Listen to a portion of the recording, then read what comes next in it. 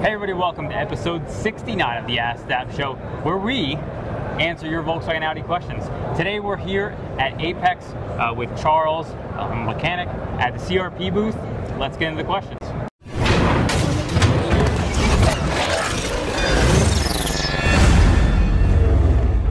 El Chero via YouTube says, I have a MK7 GTI with 40K on it. At $35,000, I took it to the dealer and they told me that I needed to clean the carbon, and I approved the work. Now at $40,000, I had an issue with the EPC light coming on and the engine starting to shake. The check engine light came on and the dealer said it had a misfire, but now it's working fine. So that is a great question, El Chero. I love that, by the way. Yeah, me too. So you got misfires, you did the decarb thing. You know, that low of mileage, I don't usually worry too much about carbon buildup. It's absolutely possible, but it's not super likely. If this were 60K, all in. I'm a little surprised, obviously, that early, that the 35K they're recommending it. Right. Especially, maybe they bore scoped it and found carbon. We don't really know. Right. That would be the general idea that I would say should happen, is if you're doing carbon cleaning that early, it should have been bore scoped to verify that there is carbon there. Right. So a couple of things that I do whenever I get a car with misfires. The very first thing I do is I look and see when the misfire was stored. If it was stored at, say, 30 degrees Celsius, that's a cold start misfire. And then I would say, yeah, we probably got carbon. But if it's not stored then, carbon issues really don't come up. You may see a decline in fuel economy, perhaps performance, but you're not generally going to get a misfire due to carbon buildup when it's not cold. So obviously coil packs are a problem. Those can be light load misfires, heavy load misfires, random misfires, anywhere in between. At that mileage, I think those plugs are due either at 40 or 60K. I think they're 60. I don't recall. That's one of those things I have written down so I don't have to remember. Yeah. So the other thing that leaves us really most common is fuel quality. And you really need to make sure you're using top-tier fuel. I think it's toptier.com is the website to check and see if the fuel station you're using is top-tier fuel. But fuel brands like Shell and BP, even Costco is a top-tier fuel, which I didn't realize. I'm sure. Exxon. Yeah. You want to make sure you're using top-tier fuel. As well as that, Volkswagen actually has a part number for a fuel treatment. This stuff is incredible. It's actually part of the TSB that when we replace intake manifolds, we have to put this in the tank of the car. We had the BG guy test it, and he said that this is an incredible product that is dangerously close to the product that they sell. Now, this is a guy that's trying to sell me his product and says what we already have on the shelf is really good too. So doesn't really get more trusting on it, what he says than that situation. And BG makes great products. So. BG makes fantastic products. So that's probably where I would start, is change my fuel station, get the VW fuel treatment, which I think you guys carry, so you can throw a link down in the description. In the description below. And go from there. Sometimes you got to walk these things out.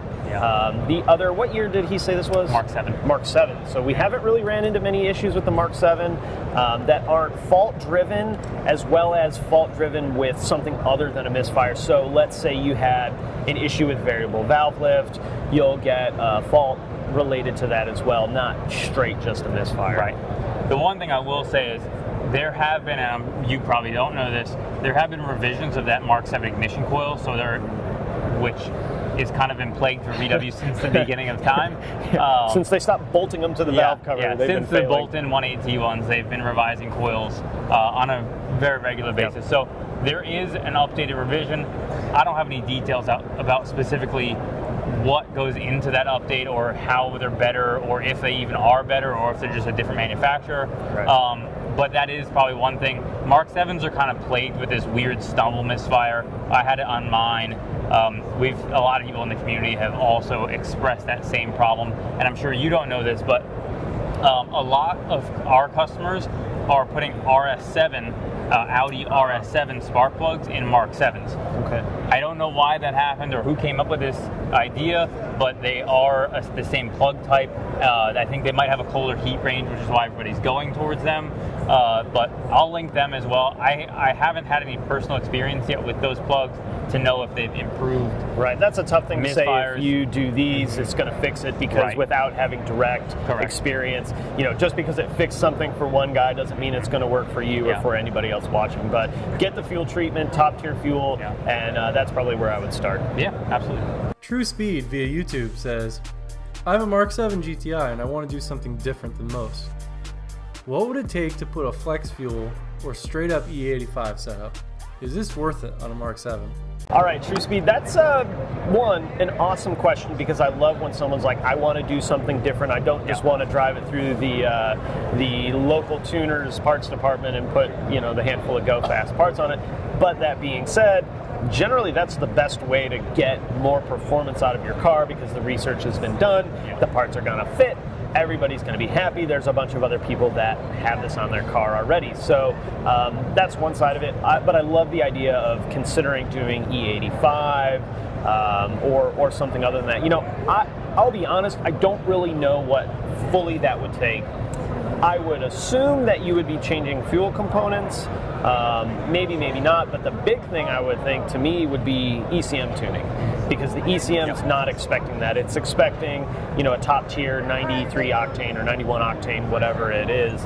I think the Mark 7s require premium, but it's expecting whatever fuel it says on the placard on the fuel door. And then when you get outside of that, you really are starting to then look at custom tunes and custom things, and that's awesome. But I worry that for someone that's asking that question, that may start to step outside of the realm where they're comfortable, because this may create unknown problems. And I would really like to think that if you're prepared to deal with these unknown problems, go for it. Just understand that this isn't normal. Even in the tuning world, this is outside of the norm of APR Unitronic, so there's probably going to be some issues that would arise. So actually, it's funny. Grizzly TV, Brandon, a guy who we've worked with, he is here at SEMA with us. He and I talked about this yesterday because he was talking about E85. A couple things about E85. First, from what I've talked to about with the tuners, and Unitronic is who specifically I'm referring to, but they've told me that the Mark 7 specifically runs out of fuel with an E85 because ethanol E85 gas requires more volume volume of supply for the same type of engine running properly, which is part of the reason why they get more power, is because the supply is heavier and the engine can run on that. So that's one component. Obviously, you don't have enough fueling to make the power you need to with the 85. The other component to that is, like Charles said, custom tuning. And for me, I never recommend custom tuning to anybody under any circumstance, and here's a major reason why. Companies, the big brands like Unitronic, like APR, they have engine dynos, chassis dynos, they do a boatload of R&D, and they still get a lot of criticism for any tiny little thing that happens. When you start going down custom tunes, where basically all somebody does is take your map and tweak it, and there's no actual drivability testing of any kind, there's no engine dyno, there's no nothing, there's a lot of potential for weird things to happen with the drivability of your car. You might get max power, but your drivability is something you wouldn't be happy with. And on a new car like that, it's probably not a sacrifice I think most people are willing to make. I definitely wouldn't. And there are cases for custom tunes. I mean, there are people that can absolutely do it, but I think if we're talking like a stage one, just trying to get a little bit more power, a little bit more fun out of our car, that's probably not the best way to go. Now, if you're putting a turbo on it, you know, this big and want to go really nutso with it, yeah, you're going to have to get some kind of custom tune. But even the big companies would probably still be a better route to try to go with. And I know they're not specifically going down the road of E85, most likely probably because of that fueling scenario, but also here's another thing that I learned a while back about E85, which I think most people don't know, is E85 degrades quickly, much more quickly than standard gasoline.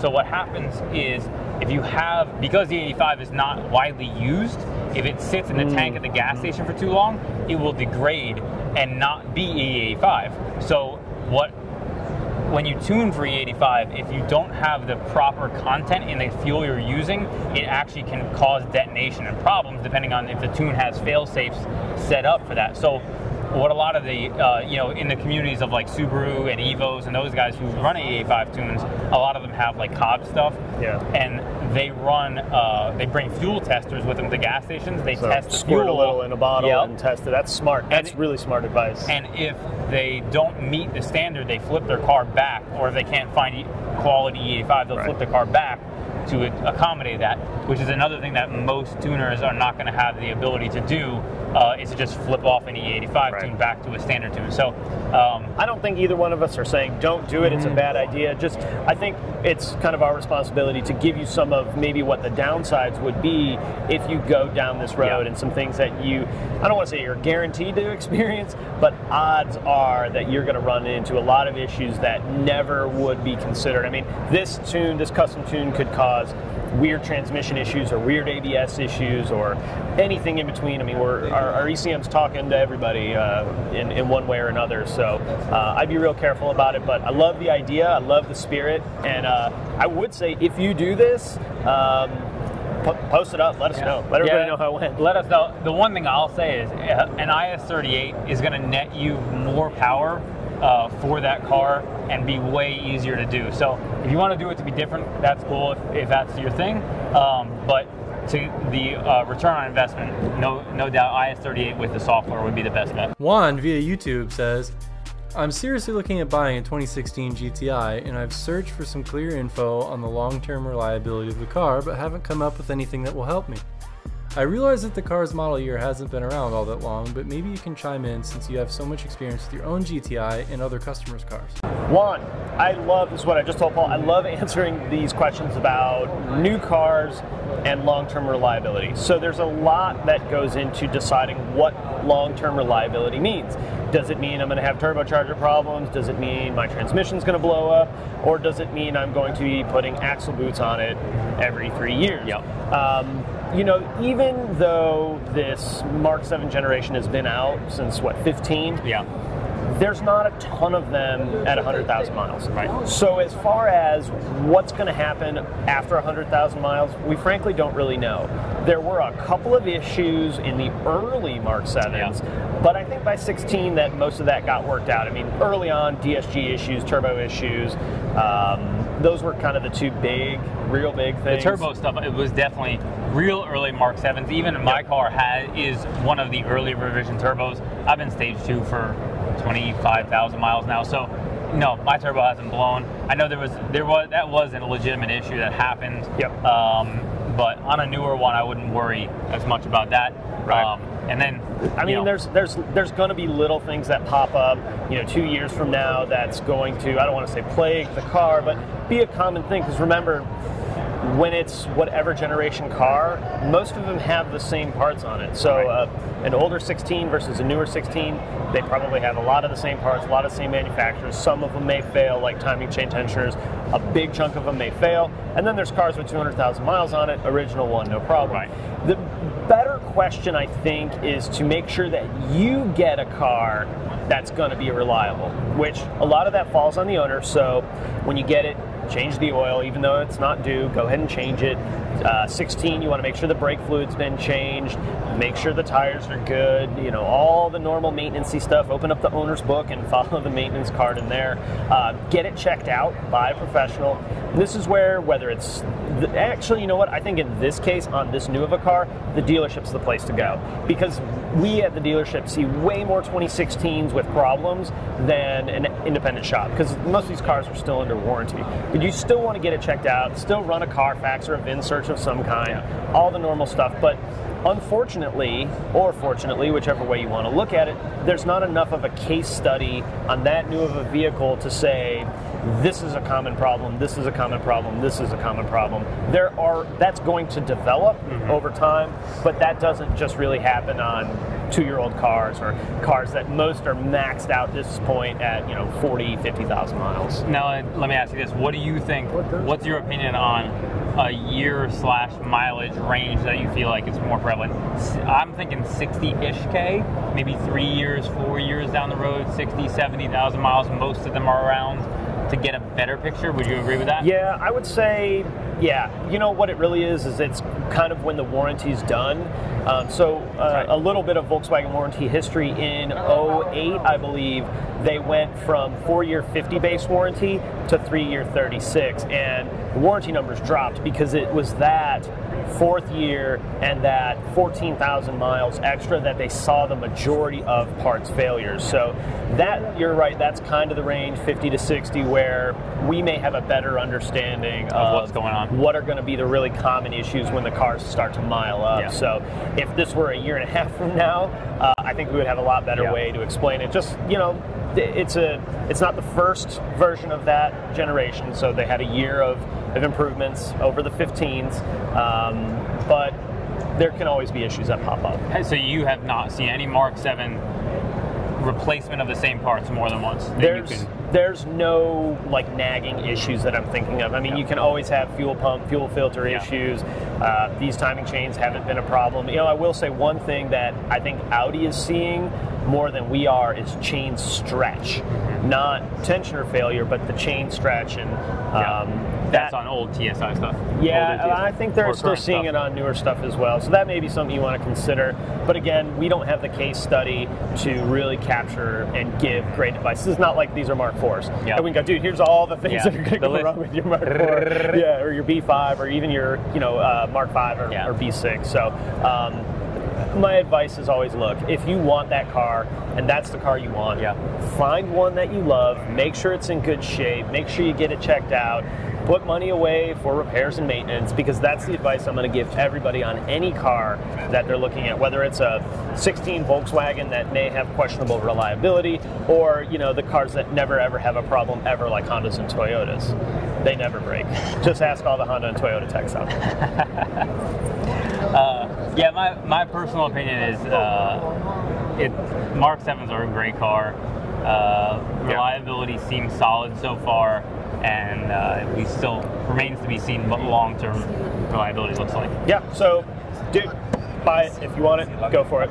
Chris via YouTube says, why not use a Labscope? No switching around coils?